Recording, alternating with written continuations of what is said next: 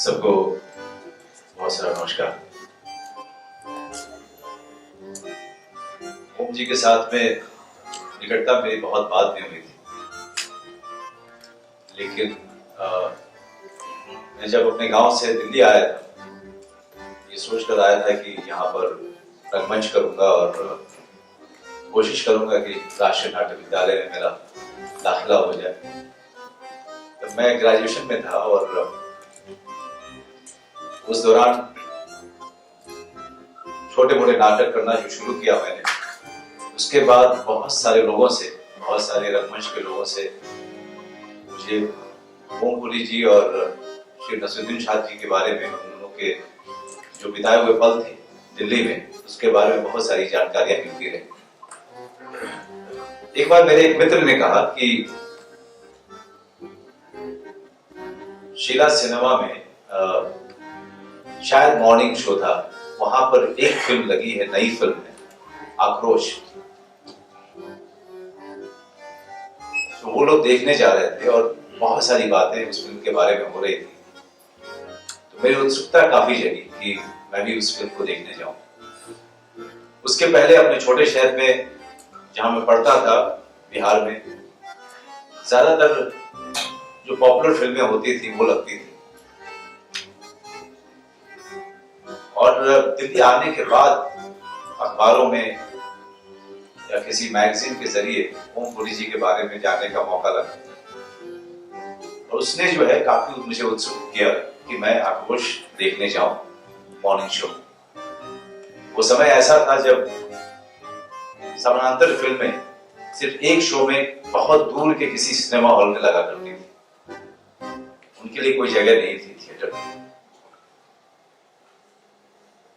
जब मैं आक्रोश देखने गया, फिल्म खत्म हुई, उसके बाद दूसरे दिन वापस गया, फिर से मॉर्निंग शो। तब से लेकर के आज तक ओमपुरी जी के हर काम को मैंने बहुत निकट से देखा और शायद जो रास्ता मैंने चुना, जिस तरह की फिल्मों को करने की जिद ठानी, उसमें ओमपुरी जी की जो काम था, उसका बहुत बड़ा योगदान रहा है। उनकी शुरू की फिल्म आक्रोश से ये मेरी यात्रा शुरू हुई थी। तो दिमाग में कहीं ना कहीं ये जिद पनपने लगा था कि काम करना है तो ऐसा करना है, किसी रास्ते जाना है तो शायद इसी रास्ते जाना है।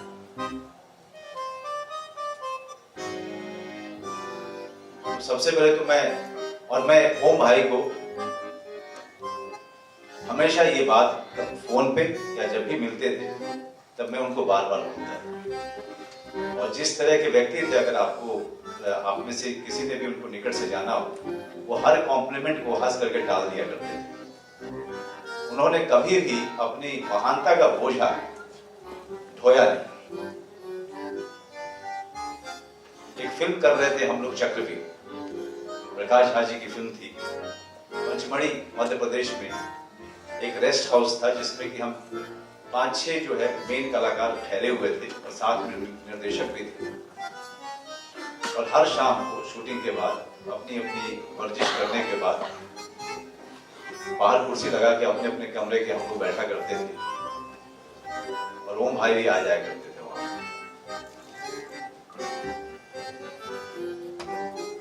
हर कोई कहता है कि अच्छा एक्टर बनने के लिए अच्छा इंसान होना जरूरी है,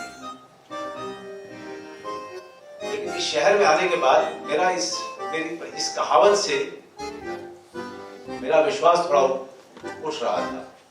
लेकिन जब जब मेरा विश्वास इस कहावत से उठा, तब तक ओम भाई मिल गए। तब लगा कि नहीं, शायद सही है। इतना महान एक्टर होने के बावजूद कभी भी सामने वाले को, चाहे वो एक रिक्शा वाला हो, चाहे वो इस देश का सबसे बड़ा पूंजीपति हो, सबसे एक तरीके से मिलना मैंने आज तक किसी को नहीं देखा। वो हमारे ओम भाई थे।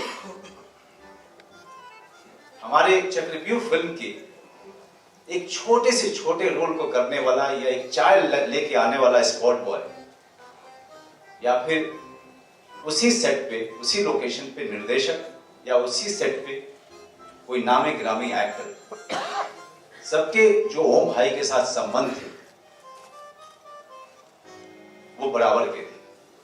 ओम भाई के लोकेशन पे आते ही बड़ी खलबली मस्ती थी, और वो खलबली ऐसी नहीं होती थी कि कोई बहुत बड़ा स्टार आ गया। महान तो थे ही, सभी जानते थे उनके बारे में, लेकिन वो खलबली इसलिए मस्ती थी कि उनका ओम पुरी आ गया, उनके ओम भाई आ गया, उनके ओम जी आ गए। एक रात हम लोग ऐसे ही बैठे हुए थे, तो उन्होंने मुझसे कहा, बबुआ मुझे अपनी फिल्में दिखाओ यार। तो मैं उनको फोन पे मुंबई आने के बाद बोला करता था कि ओम भाई मेरी ये फिल्म है, आप देख लीजिएगा। वो देखते थे और वापस फोन करते थे और अपनी जो भी उनकी प्रतिक्रिया होती थी देते थे। हाल फिलहाल में मैंने उनको कहा कि ओम भाई एक फिल्म है मेरी अलीगढ़, आप देखने आएंगे? उन्होंने कहा कि मैं तो हुई नहीं, लेकिन जब लगेगी तो बता देना। मैंने उनको मैसेज कर दिया कि ओम भाई मेरी फिल्म प्रदर्शित हो गई है और आप कहीं भी देख सकते हैं, अगर आप चाहेंगे तो मैं टिकट लेके आ जाऊंगा जब आप मुंबई में होंगे। फिर मैं भूल गया। उसके बाद भोपाल से उनका एक दिन अचानक रात को फोन आया, अरे यार यहां तो लगी ही नहीं है। मैंने कहा ओम भाई ये बहुत छोटी फिल्म है, भोपाल में नहीं लगेगी। अच्छा अच्छा, ये आक्रोश टाइप की है क्या?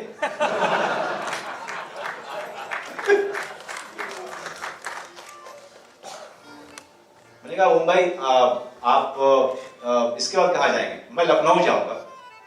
ठीक है, तो शायद वहां लगी होगी। फिर उसके बाद मैं भूल गया। रात को उनका अचानक फोन आया, तो मैंने उनका नाम देखा फोन पे, तो मुझे लगा कि शायद इन्होंने अलीगढ़ देख ली। मैंने कहा कि आपने देख ली? तो उन्होंने कहा, अरे बबुआ यहाँ पर के जो एसपी में हैं वही तुम्हारे गांव के हैं, तुम्हारी उनसे मैं बात कराता हूं। अलीगढ़ तुम्हारी यहां भी नहीं लगी है, मैं बाद में देख लूंगा। फिर उन्होंने एसपी साहब से बात कराई। फिर एक दिन अचानक इसी तरीके से हर 15-20 दिन के अंतराल में उनका फोन आता था, और हर बार मुझे लगता था कि इन्होंने अलीगढ़ देखी। लेकिन वो साथ में जो बैठा होता था उससे बात कराते थे, और साथ में ये भी बोलते थे कि बबुआ मैंने अलीगढ़ देखी नहीं, यहां लगी ही नहीं। मैंने कहा ओम भाई बड़ी छोटी सी फिल्म है, ये 2 महीने कहीं नहीं चलने वाली है। इस तरह का नाता उनके साथ। लेकिन ये सारा प्रसंग दिखाता क्या है एक शख्सियत के बारे में? ये प्रसंग ये दिखाता है कि जिसके साथ भी वो जुड़ते थे उसके साथ पूरी तरीके से जुड़ते थे। अगर अलीगढ़ की बात मैंने उनसे की थी तो 4-5 महीने तक हर शहर में ढूंढते रहे अलीगढ़ को। ऐसे थे हमारे ओम भाई। अगर आप उनके साथ बात करने बैठ जाओ तो आपको नींद आएगी, उनको नींद कभी नहीं आती थी। और हर बार बोलते थे यार कुछ देर और बैठो, कुछ देर और बैठो। बातों का सिलसिला कभी खत्म नहीं होता था। और मैं आपको सही कहूं तो ओम भाई के साथ मेरे बातों का सिलसिला कभी खत्म होगा नहीं। मैं हमेशा आज भी जब मैं आपके साथ खड़ा हूं, मैं उनके फोटो की तरफ देख करके, उनके हंसते हुए मुस्कुराते हुए चेहरे को देख करके ऐसा लग रहा था जैसे कि वो मुझसे बात कर रहे हैं। और मैं आशा करता हूं कि ये तस्वीर, वो उनकी यादें हमेशा मुझसे बात करती रहेंगी। ओम भाई जहां भी हैं खुश रहें, और उनकी आत्मा को बहुत खुशी होगी अगर हम लोग खुश रहेंगे। धन्यवाद। मेरी तरफ से एक्चुअली पुरी साहब के बारे में कुछ कहना इनकम्प्लीट होगा अगर मेरे साथ यहाँ पर नीना गुप्ता नहीं होती। Neena are you in the auditorium? वो चली गई? अरे यार, देखा, मैं हमेशा उसको बोलता था पुरी साहब से बच के रहे, बच के रहे, बच के रहे। पुरी साहब बड़े दिल फेंक आदमी है, तेरे को कभी अपने नेशनल अवार्ड दिखा के है ना अंदर कर देंगे तो समझ में आए। पुरी साहब नीना चली गई, देख लो मेरे आते ही चली गई। क्या बोलूं मैं, मेरे को अच्छी तरह याद है ये यही किस्सा जो है। पुरी साहब वो सुषमन पिक्चर बन रही थी एक, वो कुछ वीवर्स के ऊपर थी। तो पुरी साहब जो है वो अपने कैरेक्टर में हमेशा बड़े मेहनती कितने इंसान थे और कितने मेहनती एक्टर थे। वो एक्चुअली हैदराबाद से कहीं दूर किसी जगह पे एक कोचमपल्ली में अपने एक जहाँ पर वो वीवर्स की वो लूम्स हुआ करती थी, वो वहीं रहते थे। ऐसा वहीं खाते थे, वहीं पीते थे, अपना डिनर भी करते थे, ताकि उनको एक्चुअली वो सीखना था असल में। तो उसके लिए हम सबको छोड़ के यहाँ पे होटल की बजाय बाहर आ करते थे और नीना को वहां बुलाते थे। तो मैं नीना को बोलता था मत जा, इनके नेशनल अवार्ड पड़े होंगे, वो अट्रैक्ट हो जाएगी और मेरा पत्ता कट जाएगा। मेरे पास नेशनल अवार्ड के अवार्ड नहीं कर पाता। तो हमारी ये बात चलती थी, हमारा ट्रायो था, इसीलिए मैं एक्चुअली नीना गुप्ता को बुलाना चाहता था कि ये ट्रायो हमने इतना एंजॉय किया सुषमन के दौरान। और वो हमेशा मेरा हाथ मरोड़ने में पता नहीं क्या इनको इंटरेस्ट आता था कि जब ले मेरा हाथ पकड़ के बस घुमाते रहते। वो एक बार बल्कि श्याम बाबू यहाँ पे है कि नहीं पता नहीं, मेरे को अच्छी तरह, मैंने गलती से, मेरी आदत है कई बार कुछ ऐसा ह्यूमर करने की, तो वो सुषमन जो है वो वीवर्स के ऊपर थी, कपड़े बनाने पे और मतलब बुनने वालों के ऊपर थी। तो एक बार हम तो वहां पर पुरी साहब वगैरह हम सब खड़े हुए थे, बाद में पुरी साहब ने मुझे बहुत डांटा वो कहने के लिए, लेकिन मेरे मुंह से निकल गया, श्याम बाबू ये पिक्चर बुनकर कब तैयार हो जाएगी। तो वो बुनकर तो श्याम बाबू को बड़ा गुस्सा आया, पता नहीं क्यों, किसी बात से परेशान थे और उन्होंने विस्की का गिलास मेरे मुंह पे विस्की तो फिर पुरी साहब ने मुझे डांटा और कहता यार तू बड़ा कमाल का आदमी है, तेरे को ऐसे तेरे अपने अपने टाइप के जोक करने की क्या जरूरत थी श्याम बाबू के सामने। मैंने कहा जी मैंने तो बुन कर इमीडिएटली इस्तेमाल कर लिया ऐसे। उस दिन में मुझे अच्छी तरह याद है, मतलब क्या है, एक तो मेरी बातों पे हंसते थे कांस्टेंट, हमारा ये होता था कभी शॉर्ट नहीं होता था तो हम लोग बैठे रहते थे, मजाक करते रहते थे, हमारी आदत थी। मेरा उस पिक्चर में थोड़ा सा एक सीरियस रोल था, तो वो हंसते हंसते क्या हुआ, शॉट रेडी हो गया और श्याम बाबू ने कहा था एक ही बार में करना है। तो ये उन दिनों में एक रील होती थी ना कि 400 फीट चलेगी, और मेरा कुछ सीन ऐसा था, उनकी बैक थी और मेरा फ्रंट था और बाद में उनके शॉट होने थे। तो वो हंसते हंसते मैं गया और शॉट रेडी हो गया, मैंने डायलॉग याद किए हुए थे वो किया, और मैंने आके गुस्से में वो पुरी साहब को मुझे डांटना था, खबरदार तुम अगर ऐसा किया और ये किया। तो मैंने ये अपना डायलॉग बोलने शुरू किए और इनकी बैक और ये हंस रहे थे ताकि मुंडी भी ना हिले, तो बैक शॉट है। मेरे को कैसे वो पूरा डायलॉग कंप्लीट करना पड़ा, मेरी हालत हो रही है और वो श्याम बाबू ने कहा था कट नहीं करना बीच में। अभी वैसे ही फ्रस्ट्रेटेड एक्टर थे, बड़ी मुश्किल से तो काम मिलता था, वो भी आधे में कट जाएगा तो कैसे रहेगा सर। तो पूरा जब शॉट खत्म हुआ तो मेरी हालत, मैंने कहा पुरी साहब क्या कर रहे हो आप यार, मेरा सीरियस सीन चल रहा है, आप हंसी जा रहे हो। वो कहता यार तू अभी तो हंसा रहा था सबको, अब तू गुस्से में कैसे हो गया तू उतनी जल्दी। मैंने कहा यार नेशनल अवार्ड विनर एक्टर हो, आपको पता है कैसे एक्टर चेंज होता है ना। कहने नहीं यार तेरे पे गुस्सा सूट नहीं करता, मैं इसलिए हंस रहा था सर। तू गुस्सा क्यों करता है, गुस्सा होने की जरूरत क्या, पर मैंने कहा मैं कैरेक्टर है मेरा, मैं क्या करूं यार, मेरे को गुस्सा तो होना पड़ेगा।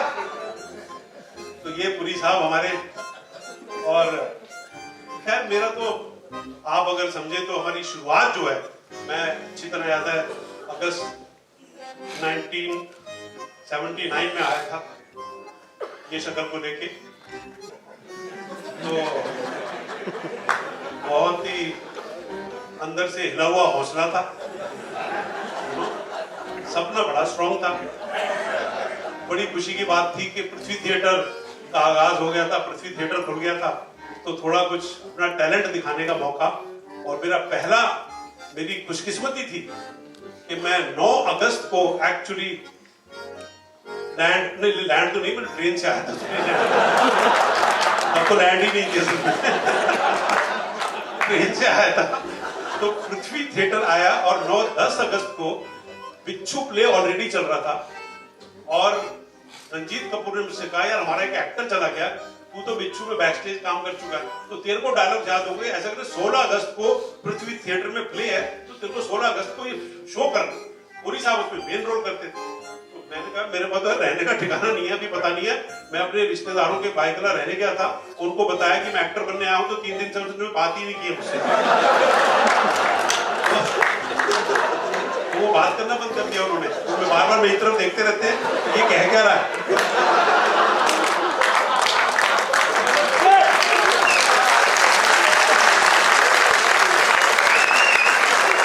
तो बिच्छू प्ले था और बिच्छू प्ले में अब मैंने सोचा ये पृथ्वी थिएटर है, यहाँ पर सब है, पूरी साहब, रत्ना,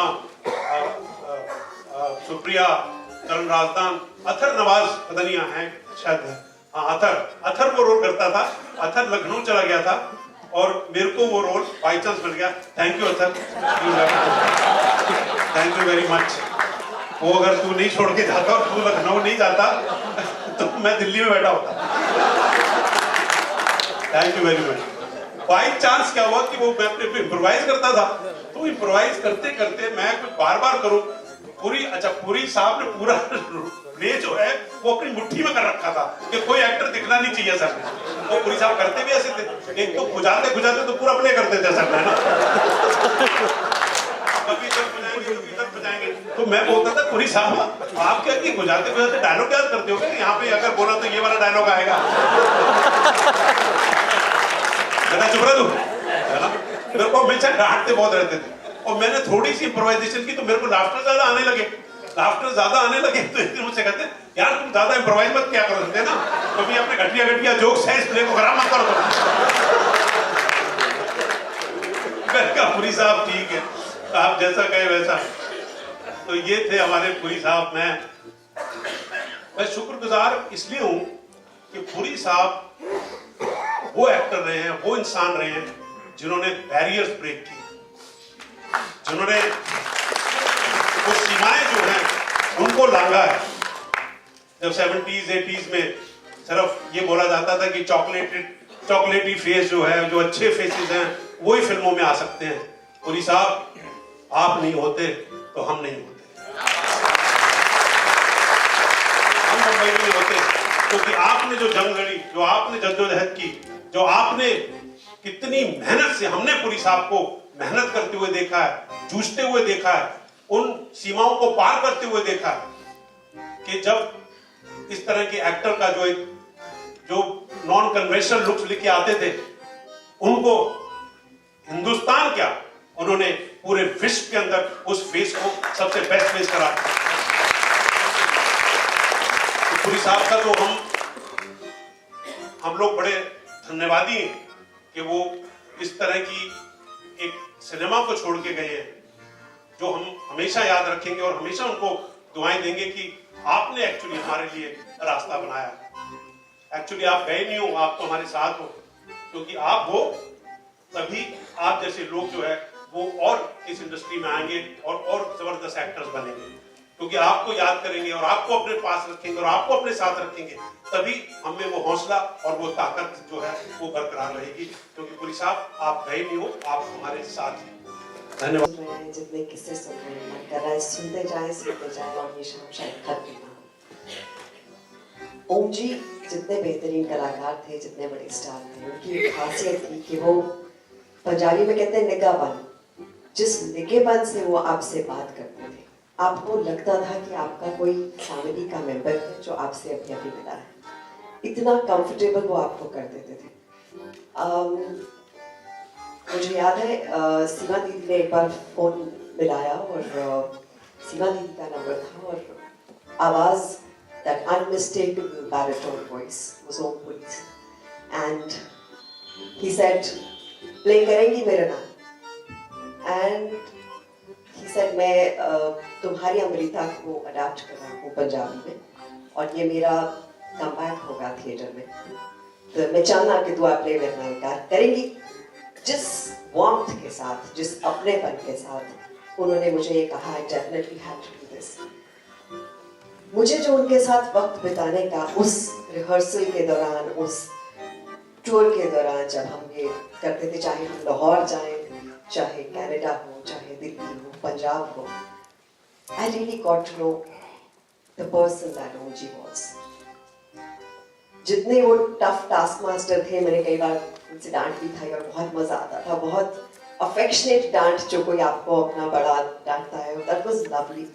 लेकिन उसके बाद जो वो पैम्पर करते थे, जो जिस वार्मथ के साथ खाने का उन्हें बहुत शौक था, तो जो भी ढाबा, जो भी कोई जगह हो जो वहाँ की खासियत हो, वहाँ लेकर जाते थे। एक बहुत खास किस्सा मुझे याद है और मैं जब भी उससे सोचती हूँ मुझे मेरे चेहरे में मुस्कुराहट आती है। हम लोग पटियाला में थे, नीम राना पैलेस में हम लोग रुके थे, लेके ले गए थे तेरी अमृता के लिए, और ठंड के दिन थे और इन्होंने कहा मेरी प्रिंसेस हो तुम पूरा प्रिंसेस स्वीट लो, तो मुझे अकेले पूरी छत पे वहां पे रहना पड़ा और वो नीचे किचन के पास में छोटे से रूम में रुके बिकॉज उन्हें खाना खाना था वहां पर। सो सुबह सुबह इनका फोन आया मुझे कि दुर्गा मंदिर चलेगी, तो I had just woken up, I said हाँ जी, तो ही सेड फटाफट आ जा नीचे। अब मुझे लगा शायद ऑर्गेनाइजर्स आ गए हैं, गाड़ी रेडी है और मैं ही शायद लेट हो गई हूँ, तो फटाफट से मैं रेडी हुई और नीचे गई तो देखा कि वो अकेले टहल रहे थे गेट के पास। तो मैंने कहा तो हम कैसे जा रहे हैं, तो इसे पैदल। तो आई न्यू कि जो मंदिर है वो इतना पास नहीं है, तो ऐसे पैदल से हाँ ऑर्गेनाइजर सुते होने, मैं नहीं उठा रहा उन्होंने, हम चलते हैं, ये पंजाब है, लिफ्ट ले लेंगे किसी से। सो आई वॉज वेरी सरप्राइज्ड कि जहाँ हमें ऐसी आदतें होती हैं बेसिक लग्जरीज, बेसिक कंफर्ट्स की, वहाँ एक इंसान इतना बड़ा स्टार, इतना बड़ा एक्टर, इतना रेगुलर, इतना नॉर्मल कि चल लिफ्ट ले लेते हैं। और बिल्कुल एफर्टलेसली गए पटियाला की सड़क पे जहाँ पंजाब मतलब, and asks for a lift, और वो आदमी इतना एक्साइट हो गया ओम जी को देखकर कि मुझे लगता है वो मैं मुंबई तक छोड़ जाता। सो बड़े कॉन्फिडेंस के साथ कहते हो यार सानू जरा दुर्गा मंदिर ला दे। He said, हाँ जी हाँ जी। अब हमें मंदिर तक लेके गए।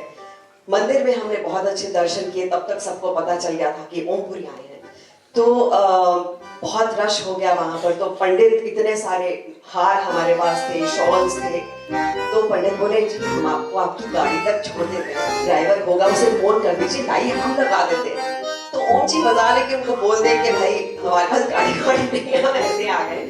तो बोले नहीं नहीं वो हम कर लेंगे, तुम हमें बस शॉल और मालाएं दे। तो शॉल और मालाएं लेकर आधी उनके हाथ में आधी मेरे हाथ में, आई वाज टोटली क्लूलेस कि क्या हो रहा है। हम लोग बाहर गए और मैंने कहा ओम जी अब से तो, एंड उन्होंने साइकिल रिक्शा रोका, फिर से मतलब रिक्शा रोका और बैठ गए उस पर। और इससे पहले कि मैं रियलाइज करूं, मेरा भी हाथ खींचा माला समेत और हम लोग दोनों रिक्शा में चल पड़े। बोले और जिथे भटूरे छोले मिल देना और लेके जा। So I was so surprised, और रिक्शा वाला मुझे लगा उसको अटैक आ जाएगा, बिकॉज़ जो जो जा रहा था वो पीछे इशारा करता था, देख देख मेरे रिक्शा पे कौन बैठा है।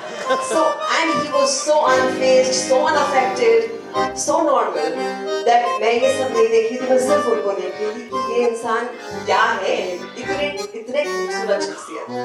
और उतनी देर में ऑर्गेनाइजर्स आ गए, सबके सॉरी जी आप बता देते हम पहुंचते, लेकिन he was totally किस्से सुना रहे थे, जोक्स सुना रहे थे, मुस्कुराहटें थे, and I think जहाँ जाते वहाँ की जान बच जाए।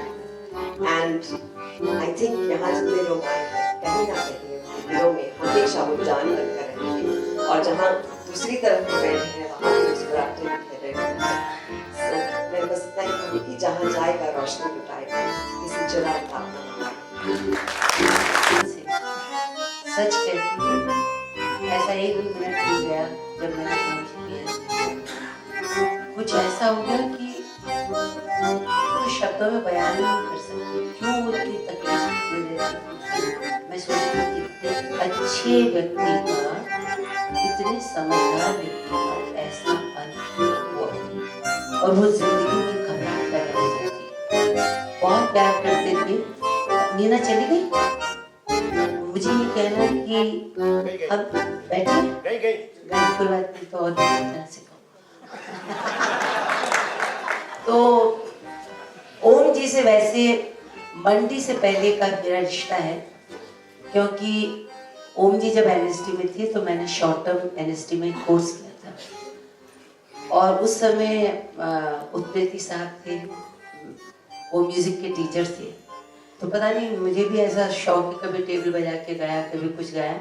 तो उत्पत्ति साहब के कानों में मेरी आवाज़ पड़ी, तो एक दिन अपनी क्लास में ले गए और उस क्लास में ओम जी भी बैठे थे। मैंने गाया होगा, ओम जी ने सुना होगा, मैं निकल गई, पर ओम जी के दिमाग में वो गाना अटका हुआ था। फिर मंडी हुई, फिर बहुत सारी फिल्में हुई। जो भी व्यक्ति श्याम बाबू के साथ फिल्म करता है तो वो एक परिवार में बदलता जाता है। ओम जी हमारे उस परिवार के सबसे अहम, एक जिसको कहते हैं कि उनका एक ओहदा था और बहुत ही प्यार से सबके साथ होते थे, पर उन्होंने मुझे मरवा दिया। वो कभी भी कहीं भी रात के 12 बजे, सीमा भी यहाँ बैठी हुई है, रात के 1 बजे कहीं सड़क पे हो, कहीं झालावाड़ में हो, कहीं भी बैठे हो, यार तुम्हारा देखो एक राजस्थानी यहाँ पे बैठा है, यार एक मिनट को गाना गा के बताना। तो मैंने कौन सा, तो मैंने उस पर लगा दिया है, तुम गाओ। मैं ओम जी मैं भी नहीं गाना, तुम बड़ी चुड़ैल है, बात नहीं मानती, बड़ी स्टार बन गई है, तो कुछ भी डांट देते थे वो, और डांट को सहना पड़ता था। तो पहली बात कि इससे आगे मैं बढ़ूं, कुछ ऐसा हुआ, छोटे छोटे रोल करते हुए मेरी जिंदगी में एक इंटरनेशनल फिल्म आ गई, वो भी ओम जी के साथ। अब तक की फिल्मों में रोल छोटे होते थे, समय बहुत होता था, तो मैं उनके साथ बहुत मजाक करती थी। ये तो बिल्कुल आमने सामने, और वो उनकी तिरस्कृत वाइफ जो कि पाकिस्तान के पंजाब से थी। तो लेटली उर्विन ने, जब उर्विन ने मुझे सेलेक्ट किया तो ओम जी से कहा इला अरुण को, तो उनका इला क्या करिए, वो तो राजस्थानी, उसको पंजाबी आता ही नहीं। तो लेस्ली ने कहा Om ji is saying like that, would you do it? I said I will take a challenge, don't tell him and I need a coaching. तो फिर एक उर्दू में स्क्रिप्ट आ गई, उन्होंने कहा ओम जी ने कि इला से ना उर्दू में पढ़वा लो, क्योंकि पंजाबी नहीं कर पाई। उसको देखते ही मेरा तबका बदल गया, मैं तो किसान की थी और आप हुजूर होने लगा। मैंने कहा नहीं ये नहीं हो सकता। तो पाकिस्तान से कोच आए, ये उनकी महानता है कि पाकिस्तान की जो पंजाबी वो थोड़ी अपने यहाँ की पंजाबी से अलग है। मैंने सीख लिया। उसके बाद जहाँ हम गए, चाहे वो अबू धाबी हो, चाहे वो लंदन हो, चाहे टोरंटो हो, हर जगह उन्होंने यही बात कही कि देखो मैंने इला को ऐसे कहा था, पर वो मुझसे अच्छी पंजाबी बोलती। हर वक्त वो मुझे अभी बोलते थे कि बोल के बताओ। तो एक तो उनकी ये महानता थी, और मतलब वे डायलॉग बोलने के बाद किसको याद रहते हैं, तो मैं ऐसे ऐसे शक्ल देखने लगती थी। फिर यही हंसी और ऐसे ही वो देख करके आपको घूरते थे। जब हम वेस्ट इज वेस्ट में थे तो रात को मुझे लगता था हमें 5 स्टार में ठहराया, अच्छा खाना खाएंगे। वो क्या करते थे, चलो चलो चलो खाना खाने, क्या खाओगे? मैं तो वेटर का डब्बे का खा रहा हूँ, तुम्हें भी वो खाना पड़ेगा। हमेशा उन्होंने वेटर के डब्बे का हमें खिलाया। तो मतलब सादगी। और सबसे बड़ी बात है कि मैं ईशान की बुआ कैसे बनी। एक दिन वहाँ छत पे बैठे थे, नीना और भी लोग थे, तो उन्होंने कहा इला तुम मेरे लड़के की बुआ बन जाओगी, तुम्हें मैंने उस नजर से देखा नहीं, बाकी तुम नीना को बुआ नहीं बना सकता हो। मैंने कहा यार ये, तो बोले तुम बुआ बन जाओ। उस दिन से मैं बुआ बन गई ईशान की। और फिर उसके बाद देखिए हम टोरंटो के वहाँ खड़े होते, बोले तू कैसी बुआ है, कैसी बहन, आज राखी तू राखी नहीं बांधेगी। आई जस्ट रश टोरंटो की उसमें गए, एक जगह से मैंने कुछ लिया, कुछ ऐसे बच्चों के जो क्लिप के नहीं लगाते हैं, उसमें डोरा वोरा बांध के ओम जी के बांधे, मुझे $100 मिले। और उसके बाद अभी जब एनएसडी में अलका जी की बर्थडे मनाई गई थी, सब लोग गए थे, फिर उन्होंने मुझे पकड़ लिया। ये गाना मैं अक्सर उनको सुनाती थी जो मैं गाने वाली हूँ। फिर पकड़ लिया और कहा हे इला अरुण कहाँ है, उसको बुलाओ, चुड़ैल इधर आओ, इला अरुण कहाँ है, गाओ तनक चढ़िया की। मुझे ये समझ में आया कि वो मुझे क्यों कहते थे गाओ, इसलिए नहीं कि मैं अच्छा गाती थी, इसलिए कि वो खुद बहुत अच्छा गाने लगे थे इस गाने को। और हमारे बीच में डील हुई थी, मैंने कहा वो ये चाहते थे इसको आगे मैं लगा दूं, फिर मैं सबको सुनाऊं कि मैं कितना अच्छा गाती हूँ। एक तो उनका दमदार आवाज, फिर वो गाते थे। तो हमारा ये तय हुआ था कि मेरे सन इन लॉ ध्रुव के साथ हम उसको रिकॉर्ड करेंगे और ओम जी को मैं प्रेजेंट करूँगी। वो दिन तो आया नहीं, पर आज आपके लिए आपके बिना कहे मैं वो गाना गाती हूँ। वो गाना क्या था, ट्रक वालों से मैंने सीखा था। तो जो उसका झोल है ना, ऊपर गई आवाज और नीचे गिरी, यही ओम जी को पसंद आता था। तो उन्होंने सुन लिया था, वो ऐसे था, और तड़क चढ़ारी कांचली ने काख माले गयो रजीजो गयो बड़ो मेला में हम बे बीजनी ले गयो रे दादा भाई बीजनी ले गयो। अरे और फिर ये गाते थे, और ता ता ता ता गुलगुला में खार जाऊं लो रे थारी होली में पटेड़न तोरण मार जाऊं लो आसा मार जाऊं लो। और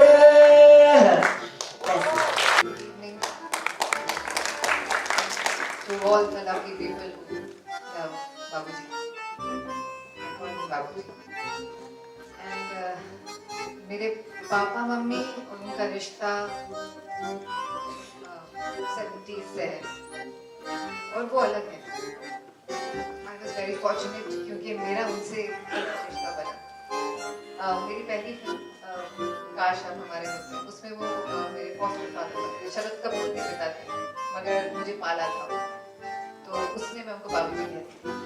Now he had been Om uncle, Om ji, और मुझे जब तक मेरी पहली फिल्म नहीं हुई थी तब तक फिल्मों से काफी दूर रखा गया था, like all Punjabi father. So now I was acting with Om ji.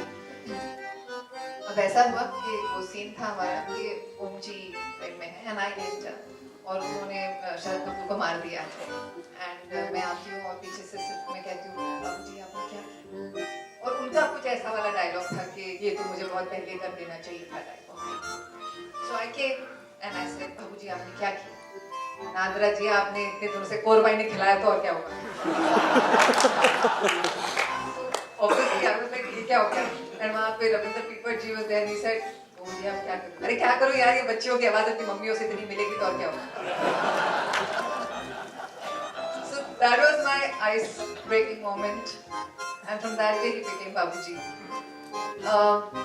Shooting Canada में थी, कैलगरी में, और ऐसे ही वो गप्पे मारने के लिए बुलाते थे कमरे, तो हम लोग जाते थे, अभी 4-5 of us, and कुछ ऐसा हुआ that we were talking about birthdays and he asked me who's yours, मैंने बताया रावी थी, हम लोग सब बता रहे थे, and I said आपका कब है, तो वो बड़ा गिनाने लगे, अरे अक्टूबर में बड़े सारे लोग होते हैं, 17-18 अक्टूबर को तो बहुत लोग हैं, जैसे 18 अक्टूबर को मेरा, 17 अक्टूबर को स्मिता पाटिल, और फिर बोलना चुप हो गया, and he just looked at me and I could see that he's a little awkward, और मैंने सिर्फ ऐसे कहा कि I understand बाबूजी, and he said ऐसे ही घूट लिया, रखा और कहा you must understand, अगर तुम्हें अच्छा कलाकार बनना है बेटा तो रिश्तों को समझना और उनकी इज्जत करना।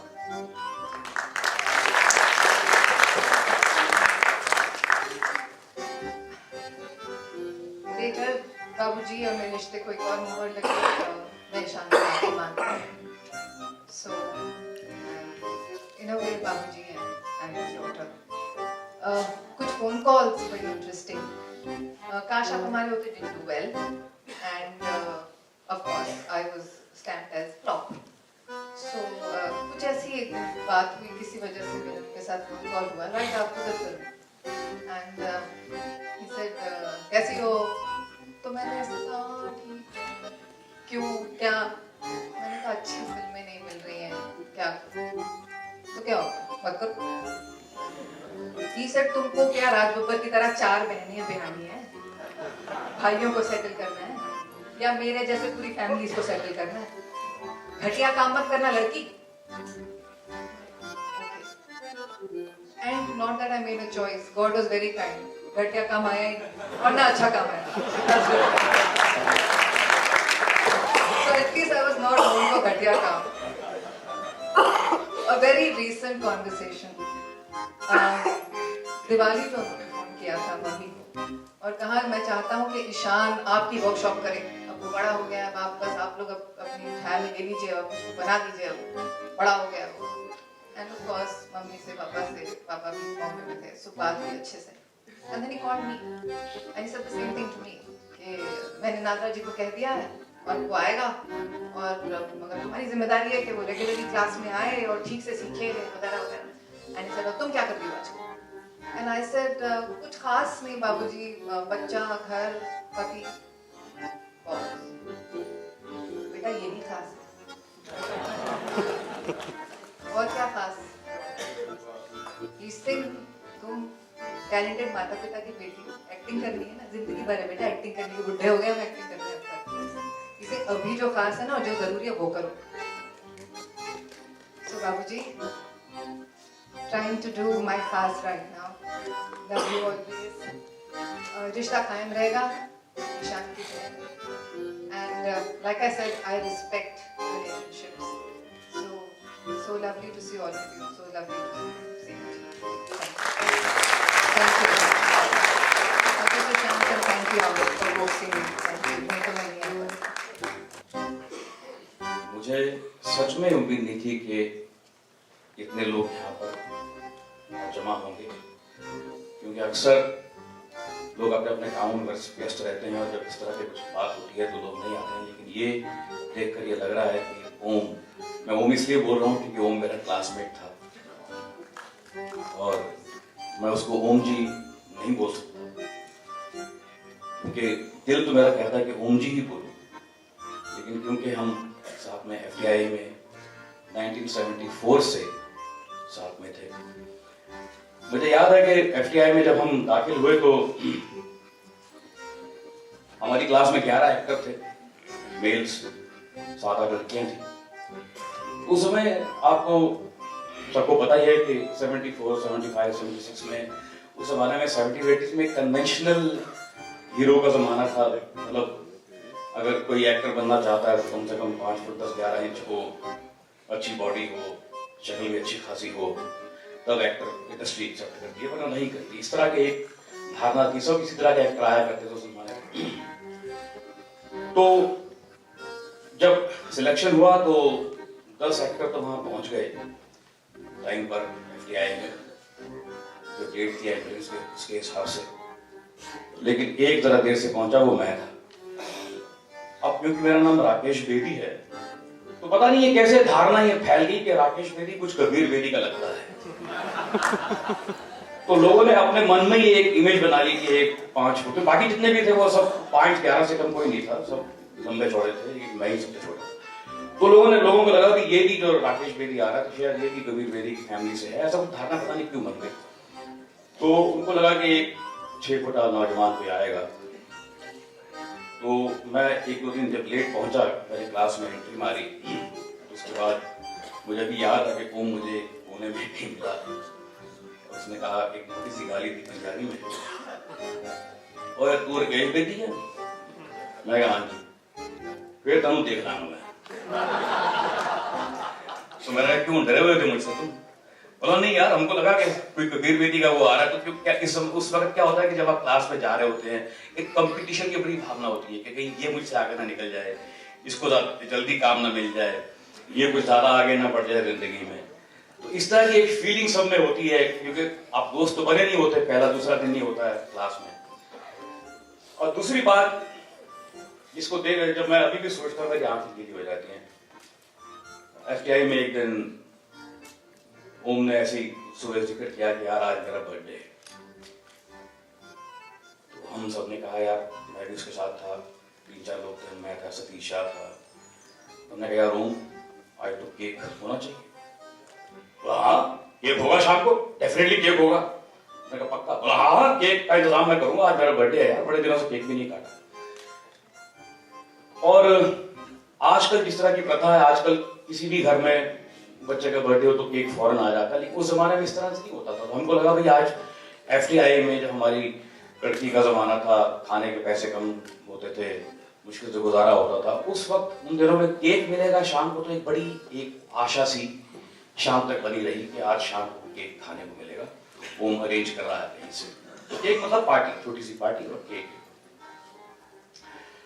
शाम के मेरे रूम में बैठे हुए थे 2-3 लोग, शाम के 7-8 बजे, ओम का पता नहीं, और उस जमाने में मोबाइल वगैरह था तो पता ही नहीं। सडनली दरवाजे पे मेरे नॉक हुआ और ओम अंदर आया, उसके हाथ में एक थैला था। तो मैंने कहा ये क्या है? बोला केक। केक दिखाई तो नहीं दे रहा। तो 1 मिनट है, उसने थैला खोला, उसमें से 5-6 कप केक निकाले, छोटे होते हैं ना, वो उस जमाने में 30 पैसे का एक आता था, 30 पैसे का एक। तो तकरीबन वो 6 केक 1 रुपये 80 पैसे के थे। तो वो केक निकाले और हमने भी उसको इतना एंजॉय किया। वो 6 केक हमने टेबल पे रखे, उन 6 केकों के सेंटर में एक मोमबत्ती जलाई, ओम से फूंक मरवाई और वो केक काटे और हमने खाया। ये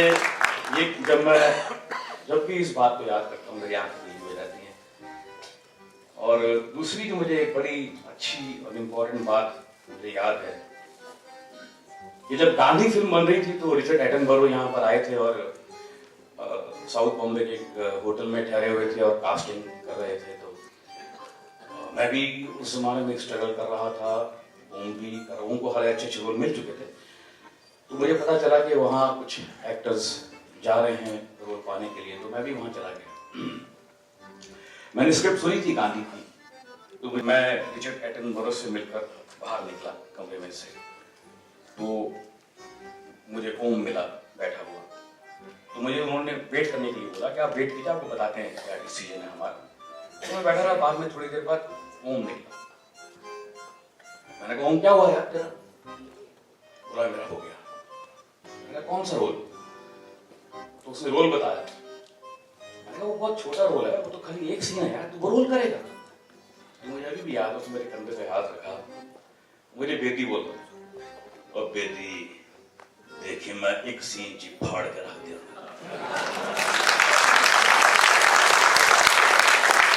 और मुझे इतना अच्छा लगा कि आज ये फोटो जो है ये उसी सीन की है, ये जहां लगी है।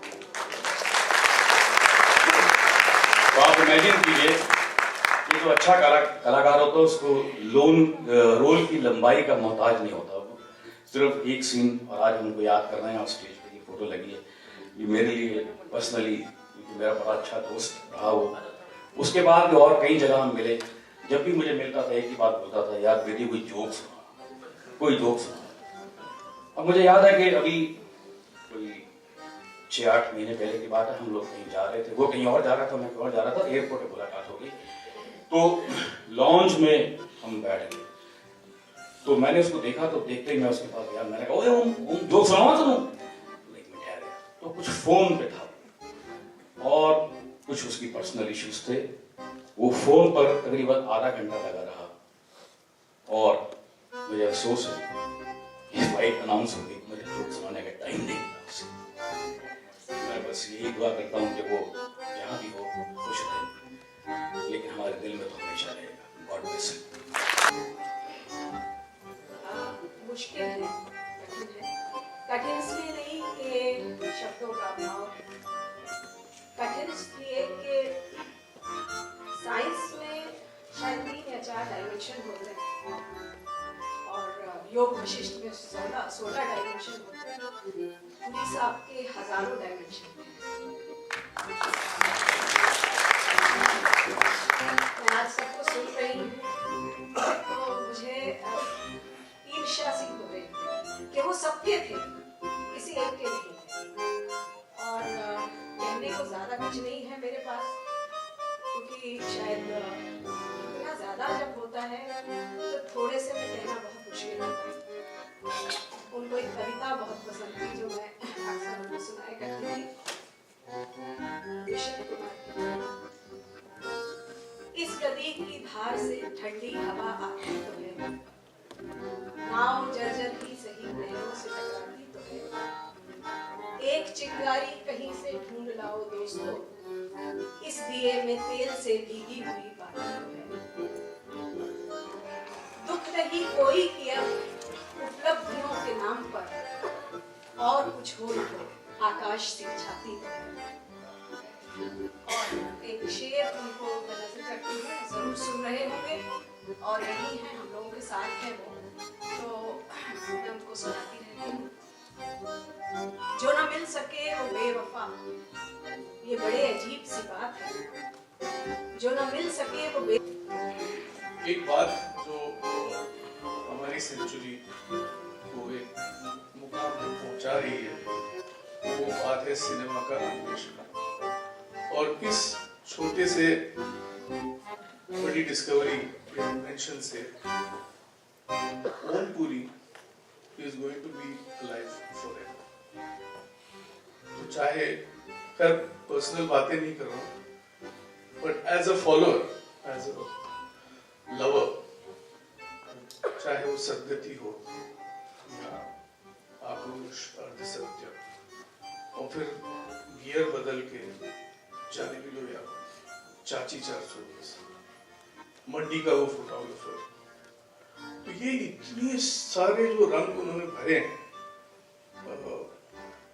आई think it's going to be there for later generations to learn from. और वो ऐसे गुड पीरियड जो कहते हैं, उसमें उनका भाग जो था पैरेलल सिनेमा में, जहाँ लोगों ने असली भारत को दिखाया।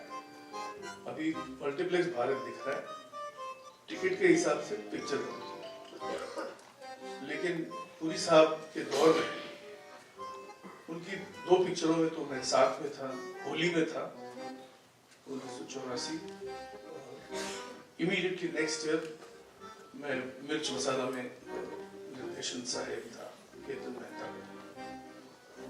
तो एक बड़ी बात जो मुझे छाती पीट के कहनी है कि पुरी साहब ने मेरा बंगाल लैंसर्स का मिलिट्री शर्ट पहना था, मिर्च मसाला। इससे बड़ी बात मेरे लिए, क्योंकि मैं बौना हूँ, बहुत बड़े दिग्गज रहे हैं, और दूसरी बात उनका ईशान की तरफ का प्यार, क्योंकि मैं भी को पेरेंट था सेंट मॉन्टेसरी स्कूल में, बहुत नजदीक से उनको एक सामान्य पापा की तरह आकर हर चीज में अपना फर्ज निभाकर स्कूल को आगे जो बढ़ावा दिया उन्होंने, वो दर्शनीय है। इससे ज्यादा मैं कुछ बोलना नहीं चाहता, क्योंकि छोटी उम्र छोटी बात होनी चाहिए। महाराज एक एहसास है, रूह से महसूस करो, हाथ को छू के इसे रिश्तों का इल्जाम न दो। आई डोंट नो कि मेरा उनके साथ जो संबंध था उसे मैं किन लफ्जों में बयां करूं, वो रिलेशनशिप था, वो किस तरह की फ्रेंडशिप थी, बिकॉज कई सालों तक हमने कभी इकट्ठे काम नहीं किया, 25 साल। एक चीज जो हर साल मुझे उनसे मिलती थी वो थी झप्पी, और ऐसी जादू की झप्पी मुझे और कोई नहीं देता था। कई सालों तक वो झप्पी हमेशा मुझे मिलती रही, लेकिन उनकी जो लाइनें थी वो बदलती थी, और वो रिलेशनशिप कुछ इस प्रकार था। पहली मुलाकात थी, रजत, have we worked together? नहीं हो जी। 2 साल, रजत, we have not worked together? नहीं हो जी। 2 साल और बीते, रजत, we must work together. 2 साल और बीते, रजत, why are we not working together? कई और साल, मैं क्या रजत के हैव टू वर्क टुगेदर। 2 साल पहले ये मौका मिला, हमने सिर्फ एक ही सीन किया था और 5 मिनट में खत्म। तो मेरे पास आए, कहे कि रजत ए कोई गल हुई, तो आऊं खत्म हो गया। तो मैं क्या, मुझे क्या करे, पर मेरी ख्वाहिश पूरी होगी। लेकिन उन्होंने सिर्फ एक चीज कही, कोई नहीं, ड्रिंक तो बनती है शाम को, आ जाइए मेरे कमरे च। That was my relationship.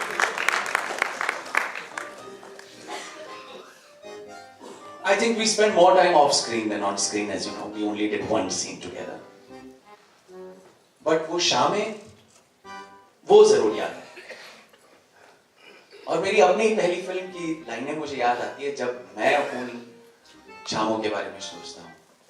ये शामें सब की सब शामें, क्या इनका कोई अर्थ नहीं?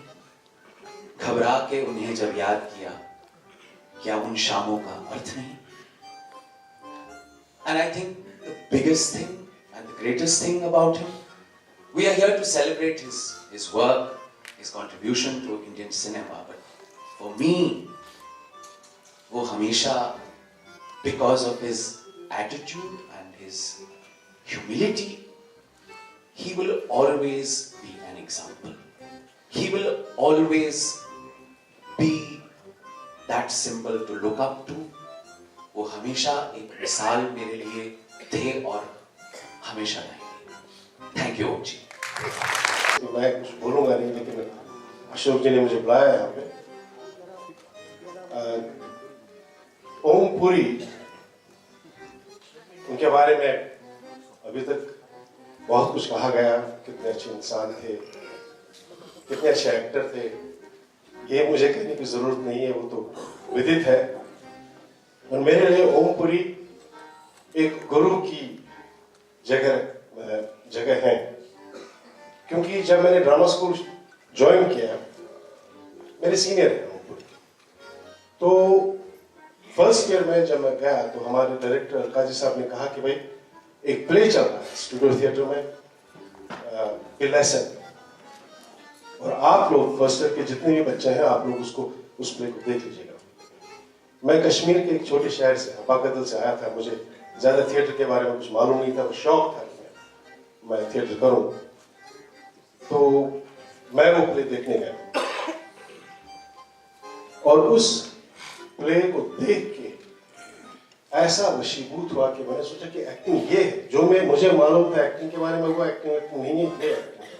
और कम से कम 80 शो लगातार हर दिन मैंने ओम जी के देखे उस थिएटर में. और हर बार एक नई चीज, एक नई एनर्जी, एक नया विश्वास उस परफॉर्मेंस में मैंने देखा.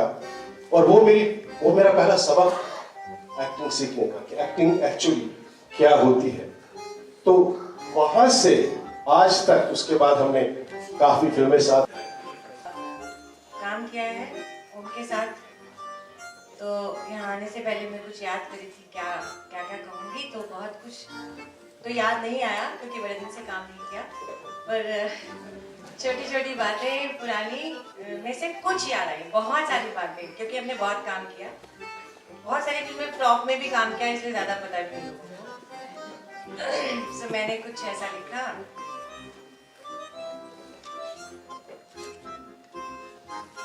I used to call him mummy papa. Mummy papa, तुम एक मुस्कुराहट हो. तुम्हारी याद आती है तो मुस्कुराहट आती है चेहरे. तुम्हारी नटखट आंखें मेरी हिंदी पे मुझे छेड़ना. अरे नीना कहती है ओम मेरे संग चलेगा.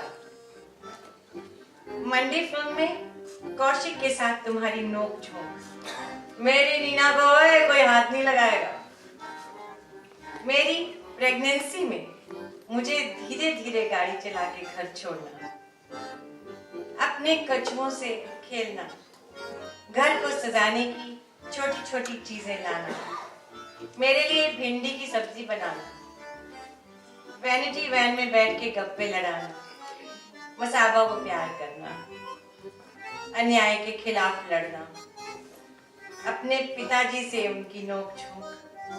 अपने भाई बहनों के प्रति उनकी कर्तव्य निष्ठा. बहुत कुछ है, धीरे धीरे याद आता है, कभी भूल जाता है, पर जब भी याद आता है कुछ भी, एक मुस्कुराहट आती है चेहरे पे.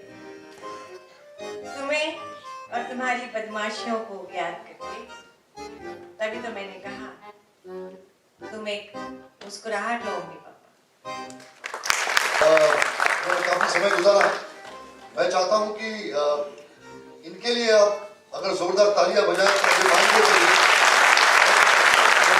तालियां उनकी के बाद जरूर पहुंची.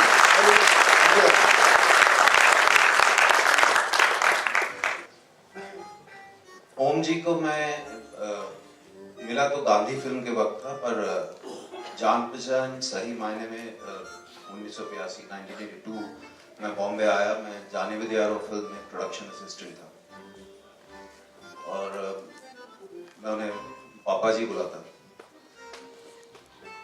और मैं इतना जानता हूँ कि एक्टर अच्छे आदमी सभी जानते हैं, पर ये जिस तरह का काम करके गए, चाहे हिंदुस्तान में हो चाहे हॉलीवुड में, सही मायने में अभी तक किसी ने हॉलीवुड सही मायने में अभी तक अगर हिंदुस्तान में किसी ने किया है तो वो ओम जी ने ही किया।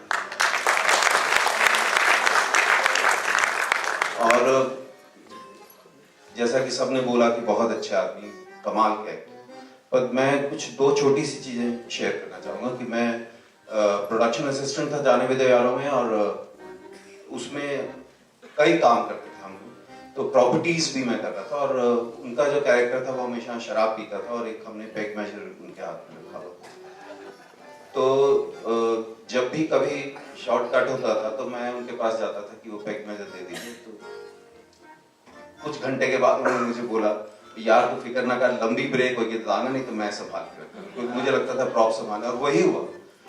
वो पेग मेजर कभी कहीं नहीं गया, या उनका प्रॉप कभी उन्होंने खोया नहीं, या उनके कपड़े तय होके शाम को मिलते थे। और फिर हमने कई फिल्में की बाहर, हम आउटडोर्स में बहुत टाइम एक साथ बिताया। एक फिल्म हमने की, ब्रिटिश फिल्म थी ब्रदर्स इन ट्रबल, जिसमें मैं लीड कर रहा था। और ये किस्सा मैं सुनाना चाहूंगा, उससे उनकी शख्सियत का पता चलता है। तो हमसे वहाँ जो ब्रिटिश प्रोड्यूसर्स थे उन्होंने मुझसे पूछा कि आप लंदन में कहाँ रहना चाहेंगे, तो मैंने उनसे कहा कि मैं गेलॉट रेस्टोरेंट के पास, if you can do arrangement, because my friend was working as a manager there. और हम जो भी हुआ उसके फाइनली हम एक फ्लैट गेलॉट के पास शेयर कर रहे थे, एक अपार्टमेंट। और जब पहले दिन हम पहुंचे तो उन्होंने पूरा घर का मुआयना किया और फिर मुझसे कहा कि तेरे जो दोस्त हैं भाटिया साहब, उनसे पूछते हैं मसाले कहाँ मिलेंगे। मैंने पापा जी मसाले क्यों? नहीं खाना बनाएंगे यार, पूरा इक्विप्ड किचन है। तो ऐसे नहीं खाना गुना क्यों बनाएंगे, गेलॉट इसीलिए मैंने पास में बोला। और नीचे एक 24 आवर स्टोर है, कभी देर हो जाएगी तो वहाँ सैंडविचेस मिलते हैं। और नहीं यार रोटी बनाएंगे। तो ऐसे मैं खाना नहीं बनाऊंगा, मैं बर्तन धो दिया करूंगा, मुझे खाना बनाना बहुत बोरिंग लगता है, मैं बनाऊंगा यार, कुछ इतना लगा। सो एनीवे भाटिया साहब के पास से हमारे पास मसाले आ गए और वो खाना बनाया करते थे। और कभी भी हमारी टेबल ऐसा नहीं हुआ कि हम सिर्फ दाल से सब्जी खा रहे हो, खाना खा रहे हो, हमारी टेबल पूरी भरी होती थी। और मैं एक सीन था, कभी कभी उसके लिए आटा ले आता था गेलॉट से, जस्ट टू रिहर्स कि मुझे रोटी बनानी। तो जो आटा साफ रहता था वो बोलते थे ए तू छुआ तो नहीं। और उसमें जैसे माएँ हमारी करती थी ना कि रात की सब्जी बची है तो उसमें उसको स्टफ्ड परोठा बना दिया। और वो 1 महीना रहे और मैं 2 महीने रहा था, क्योंकि मेरा रोल बड़ा था। और उसी वजह से उन्होंने एक रोज, मैं अपने कमरे में स्क्रिप्ट पढ़ रहा हूँ और मुझे बर्तन धोने की आवाज आई, तो मैं दौड़ कर बाहर आया। मैंने बोले पापा जी ये मेरा काम है, तुझे नहीं करना। और नहीं यार तेरा रोल बड़ा है, तू स्क्रिप्ट पढ़ रहे से मैं कहीं खाली हूँ। और कुछ टाइम से मैं बहुत रेगुलर नहीं मिल रहा था और हमने बहुत अच्छा टाइम बिताया। बहुत मुश्किल होगा भूलना। और अभी मुझे सिर्फ बार बार यही दिमाग में आता है कि अब मैं उनको चलते हुए कभी भी वो यारी रोड सात बंगला से चलते हुए आ जाते थे। और शायद बहुत सारे लोगों को लगता हो कि अब मैं स्टार हूँ, कुछ ऐसा कभी भी फीलिंग नहीं थी साथ में। And I always miss him. और खासकर बहुत सारी कुछ आउटडोर्स किए, उसमें बहुत बहुत अच्छा टाइम बिताया। और कुछ आउटडोर्स ऐसे थे कि बहुत लंबे थे, सिटी ऑफ जॉय जैसे, या ये तो ब्रदर्स इन ट्रबल के टाइम तो 1 महीना एक ही अपार्टमेंट में रहना। एज एन एक्टर जो वो काम करके गए हैं, इवन यहाँ पर जो सबसे अच्छे एक्टर्स की बात कर रहा हूँ, उसमें भी बहुत ऊपर नाम आता है मेरे साथ। चाहे सीक्रेट फिल्म दे दीजिए, चाहे आप किसी भी तरह की उनको फिल्म दीजिए, वो अपने रोल में ऐसे समा जाते थे। एंड इंसान के तौर पर और एक्टर के तौर पर वो हमेशा एग्जाम्पल रहेंगे। एंड आई विश हिम जहां भी हैं खुश रहे। I always miss him. Thank you so much. मुझे एक चीज बहुत अच्छी लगी कि वैसे तो टाइमली डेथ नहीं है, सबको जाना है, पर जितनी बार भी गेट टुगेदर हुए, ये 2-3-4 बार लोग मिले, जिस तरह से इंडस्ट्री आई है और जिस तरह से आई फील वेरी गुड कि इस तरह का उस शख्सियत पर जो रिस्पांस मिला है। नहीं तो जनरली मैंने जो एक्सपीरियंस किया है कि अगर आगे पीछे फिल्म से जुड़ा हुआ कोई ना हो तो बहुत कम लोग होते हैं, लेकिन आई thank you all of thank you. कि सतीश ने अभी जिस तरह से इस बात को दिखाया है और बखान किया है, उसके बाद मैं ओमपुरी के बारे में बोलता हूँ, लेकिन मैं फिर भी हिमाकत करूँगा सतीश। और कुछ और लोगों ने तरह तरह से बात की है जो हमारा रिश्ता तो नहीं कहना चाहिए, ये कि जो हमने देखा ये सही है कि राष्ट्रीय नाट्य विद्यालय में ओम जब आए थे 70 में, हम लोग 7-8 साल से सीनियर थे नसीर वगैरह के बैच से। उनके बैच में बंसी कौल, नसीरुद्दीन शाह, भानु भारती, ज्योति सुभाष, ये लोग थे। और हम लोग झांकने के लिए जाया करते थे देशांतर से कि देखें कौन से नए बच्चे आए हैं, हमसे ज़्यादा 30 मार्क कौन आ गए। और जब हमने नसीर का एक आधी एंट्रीज देखी या एक आधा काम ओम का क्लास का देखा, और मैं जाकर के देशांतर में कारंत जी और ओम शोकरी वगैरह हमारे सीनियर थे, उनसे बोलता था साहब बहुत टूफी चीज आई है ऐसी ऐसी, और वे लोग मुझे डांटते थे तो खामखा इम्प्रेस हो जाता है, बड़ी मलामत होती थी। बहरहाल ये वो दौर है जिस वक्त जिसको कि आपने बहुत कुछ जिक्र किया जो बहुत कुछ सिखा गई आपको। जब मैं आप सिनेमा की बात करता हूँ या मैं एक्टिंग की बात करता हूँ, देखिए ओम जी एक बहुत बड़े कारण थे कि मेरे उस तरीके के एक्टर बनने में, जिस तरह के एक्टर ग्रुप में जाना जाता हूँ। एक उन्होंने मुझे एम्बिशन दिया, मुझे ये बताया, उनके काम ने ये बताया कि हम लोग जो छोटी जगह से आते हैं वो किस तरह के सपने देखेंगे और कहाँ तक पहुँच सकते हैं। उन्होंने वो ऊंचाई दिखाई, वो उन्होंने काबिलियत दिखाई जिसको अचीव करने के लिए आज तक हम लोग कोशिश कर रहे हैं। इतने बड़े महान नायक थे और बहुत ही महान व्यक्ति थे। एक चपरासी से या किसी बहुत बड़े अमीर आदमी से उनका रिश्ता बराबर का होता था। वो किसी को काम से, किसी के पैसे से किसी को नहीं तौलते थे। वो हर इंसान के साथ में जिस तरह का व्यवहार उनका होता था, वो मेरे ख्याल से मैंने बिरले ही किसी व्यक्ति में ये खासियत होती है जो ओम भाई में।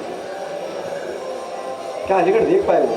अलीगढ़ मतलब देख नहीं पाए थे, इसका अब मुझे अफसोस कभी नहीं रहेगा, क्योंकि वो बराबर जब भी कोई उनको बोलता था कि अलीगढ़ देखने के बारे में या मेरे परफॉर्मेंस के बारे में या बुधिया सिंह के बारे में भी बहुत ज़्यादा वो जिक्र करते थे कि मैं देख नहीं पा रहा हूँ, क्योंकि बहुत बिजी रहते थे। वो कभी एक शहर में टिकते नहीं थे। किसी न किसी फंक्शन में, किसी दोस्त के शादी में, किसी दोस्त के बेटे की शादी में, किसी दोस्त के पोते की शादी में, या किसी जानने वाले, और उनके जानने वाले हज़ारों थे। मेरे जैसे कई हज़ार लोग जो है उनके साथ एक बराबर का रिश्ता बना कर रखना ये ह्यूमनली इम्पॉसिबल काम है, लेकिन वो भाई करके रखते थे। अलीगढ़ की बात करें तो सबसे पहले तो कॉन्ग्रेचुलेशन, आपको फिल्म फेयर मिला है, 2 फिल्म फेयर मिले हैं, कितना प्राउड फील हो रहा है? नहीं, मुझे ये पता चला कि ये अवार्ड जो है एक ही रात में एक एक्टर को 2 अवार्ड कभी नहीं मिले। मैं भी काफ़ी चकरा गया हूँ और काफ़ी सरप्राइज हुआ, लेकिन अलीगढ़ को सम्मान मिल रहा है, अलीगढ़ को इतनी इज्जत मिली। एशिया पैसिफिक जो विश्व का इतना बड़ा अवार्ड है वो मुझे मिला अलीगढ़ को की वजह से। मेरे ख्याल से ये साल अच्छा रहा। मनोज, कहीं ना कहीं जिम्मेदारी बढ़ जाती है जब मनोज एज एन एक्टर इतना अप्रिशिएट करा जाता है और इस तरह के बड़े अवार्डों से नवाजा जाता है, और बहुत चूजी रहे हैं आप फिल्मों के लिहाज से। देखिए, मेरी जिम्मेदारी तो मैं सिर्फ परिवार की रखता हूँ। मैं लोगों के एक्सपेक्टेशन को मैं कभी काउंट नहीं करता।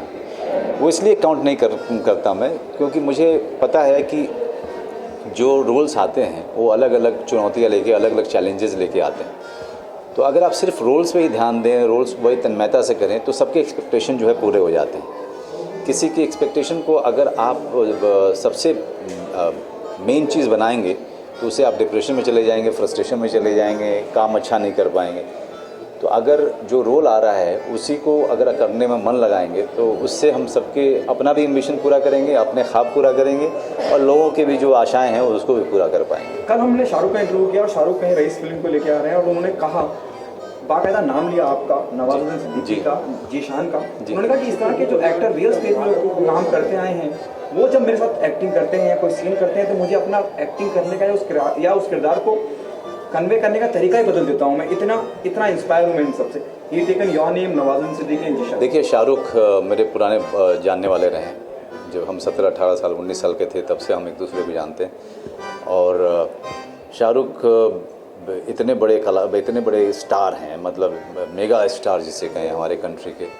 इतने ऊंचाई जो है बहुत कम लोग हासिल करते हैं स्टारडम में। स्टार्स तो बहुत सारे हैं लेकिन कोई शाहरुख खान नहीं है। तो शाहरुख की हर अचीवमेंट पे उनका परिवार गर्व तो करता ही है, लेकिन शाहरुख को ये भी पता है कि उसका एक दूर खड़ा मनोज बाजपेयी जो दोस्त है वो भी उस पर बहुत गर्व करता है, क्योंकि मुझे पता है शाहरुख कहाँ से कहाँ तक पहुँचे हैं। और शाहरुख जो ये बात कह रहे हैं वो इसलिए क्योंकि वो शाहरुख इज़ वेरी हम्बल।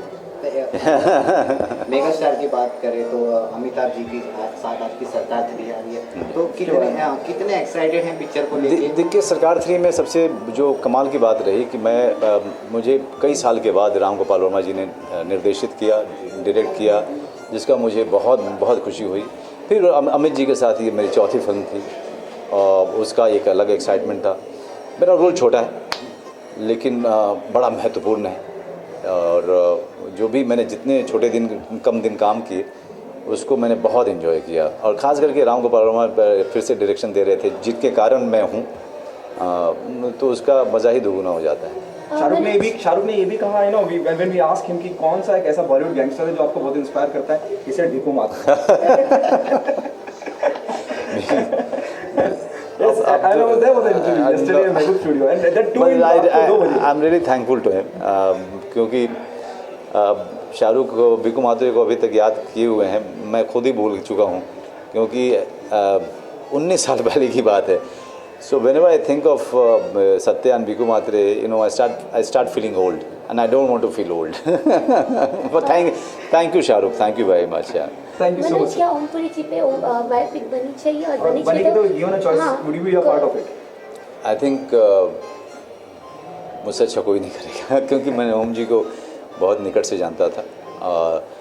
अब मेरे लिए, मैं उनकी प्रार्थना सभा पे आया हूँ और मैं आज इसलिए हंस रहा हूँ क्योंकि उनकी जो यादें हैं वो उसको अगर आप उनके जो मेमोरीज़ हैं याद करके आप कभी उदास हो ही नहीं सकते। ओम भाई ऐसे शख्सियत थे कि ओम भाई को याद करके कोई भी व्यक्ति उदास नहीं हो सकता। इतने हंसमुख टाइप के थे, हमेशा हंसाते रहते थे, हमेशा कुछ ऐसी हरकत किया करते थे जिससे कि हंसी आती थी। तो today I am remembering him with loads of happiness. Thank you so much. Thank you so much. Thank you so much.